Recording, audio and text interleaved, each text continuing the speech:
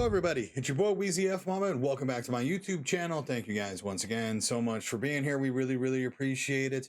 On today's video, ladies and gentlemen, boys and girls, we've got some breaking news coming out of Halloween the game. Yes, more announcements have officially been made by IllFonic in the form of yet again another community hub post explaining in further detail the gameplay details of Halloween the game, which will be launching next September in 2026. We are so excited. We're super amped. Let's get right to it.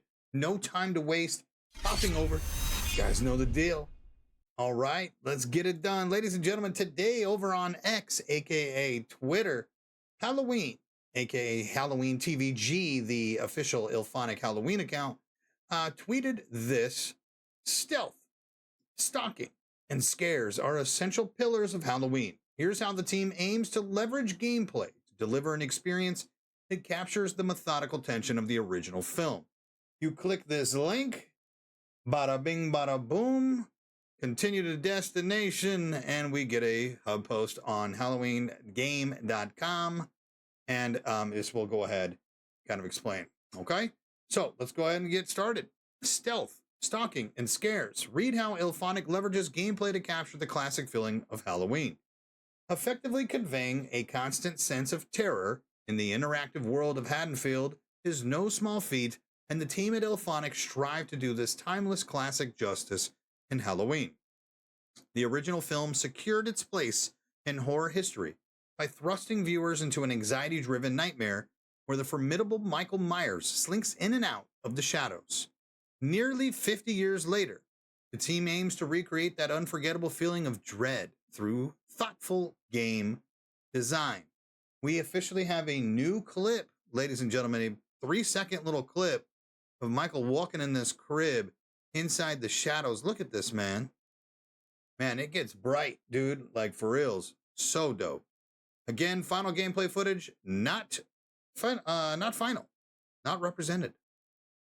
When it comes to embodying evil as Michael Myers, Halloween's gameplay principles lead with looming, stalking, stealth.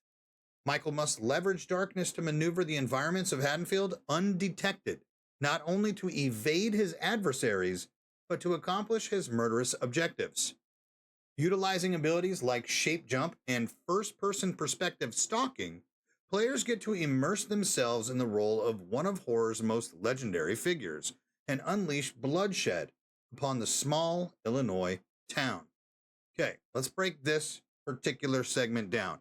Once again, as we knew that there would be some form of shadows, because it was revealed previously that the shadows will essentially be Michael's best friend, right? Just like the films, okay? The ability to pop in and out. But what really makes this interesting is, again, the first-person perspective stalking. When we originally saw that it was going into first person, like a zoom mode, it almost thought it was like a button prompt where you would go into like near a car or near a bush or a building or something, and you would have some form of, QTE where you were able to, or QTA, where you were able to get into that first person mode. What this is saying is first person perspective stalking. The second that you hit stalk, it shoots you into the mask of Michael Myers, which is so dope, giving us that perspective of both third and first person, kind of switching shit up.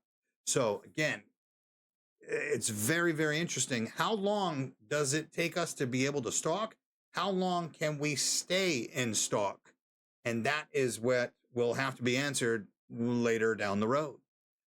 Again, very cool concept. Okay, let's get into the nitty gritty. Stealth isn't only important for Michael either. The heroes of Haddonfield must remain careful and quiet while attempting to rescue their neighbors from the boogeyman's sinister embrace. Generating excessive noise, being reckless, with a flashlight, or even carelessly escorting residents could force players into an unwanted encounter with Michael. Shut the fuck up, baby. Let's go. Stealth playing a major role in this game, and look at this. generating excessive noise, kind of like in TCM where you would spam toolboxes. It would make that ring around you, the red ring of noise. Being reckless with a flashlight. What the hell? How is that? How are you reckless with a flashlight? Or even carelessly escorting residents could force players into an unwanted encounter with Michael Myers. That is so dope, dude. So dope. The fact that that rushing is going to be a problem for you. They are making it aware that they are going to be dealing with rush meta in this game. And I couldn't be happier. Let's get back into the thrill of a horror game that has a different style of game every time you load it up. It's not just the same old rush here, rush there, and you're out. It's going to be detrimental to victims who are going to be rushing. Super dope. Balancing stealth was a fundamental factor when crafting this immersive horror experience, and the team carefully considered how elements like shadows, color grading, ambience, map layouts, and player point of view would impact moment-to-moment gameplay. Wow.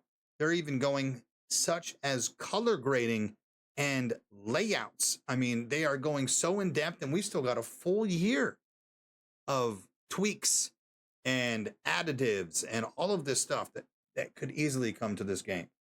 So dope. Okay. Jordan Mathewson, design director at Ilphonic, said a multi-perspective approach to stealth helped us build an entirely new flow of mechanics between characters. Michael used it to expertly stalk his victims while staying out of sight, and the victims use it to avoid the shape's terrifying presence. Stop it right there.